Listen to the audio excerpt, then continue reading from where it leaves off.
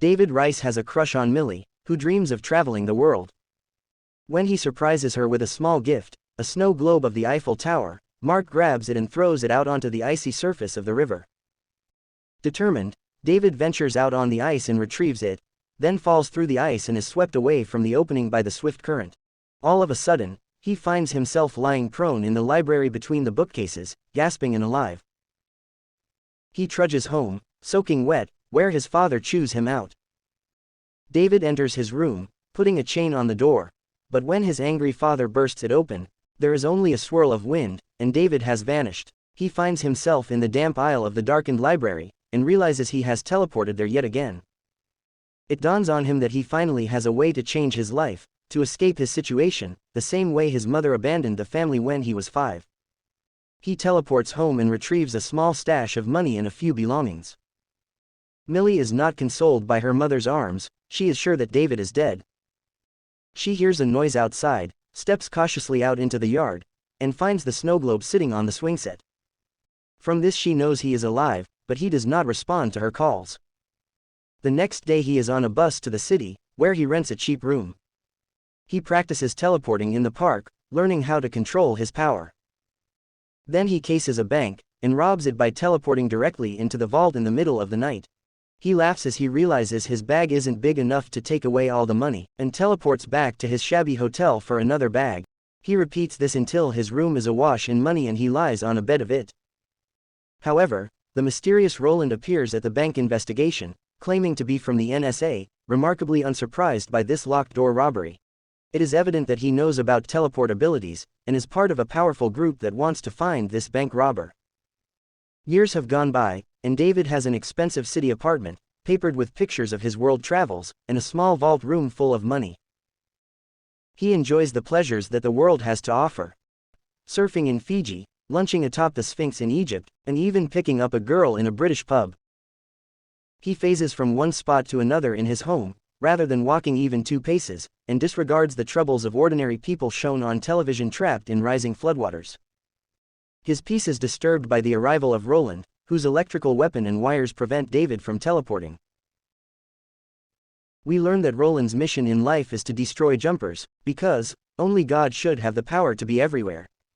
Desperate, David manages somehow to get away, teleporting back to his boyhood bedroom.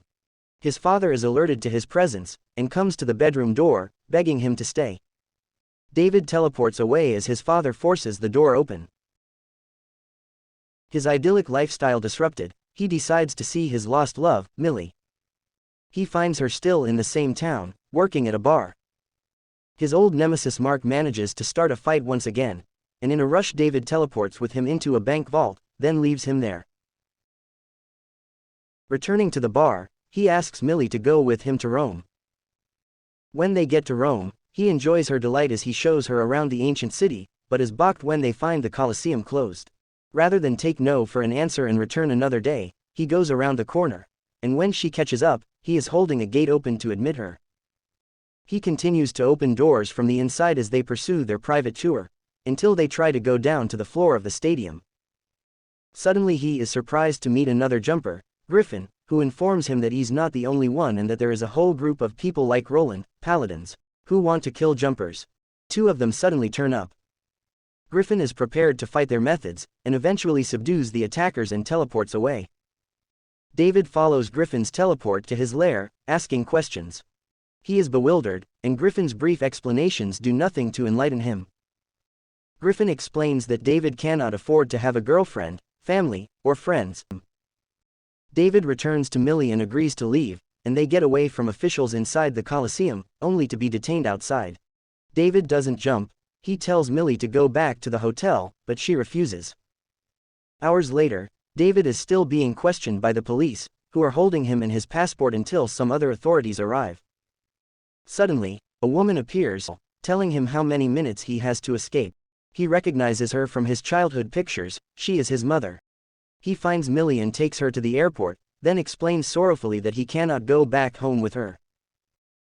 In the meantime, Roland has been brought in to talk to Mark. Mark, exhausted from repeatedly telling his story to disbelieving officials, explains who David is, where they are from, everything he knows.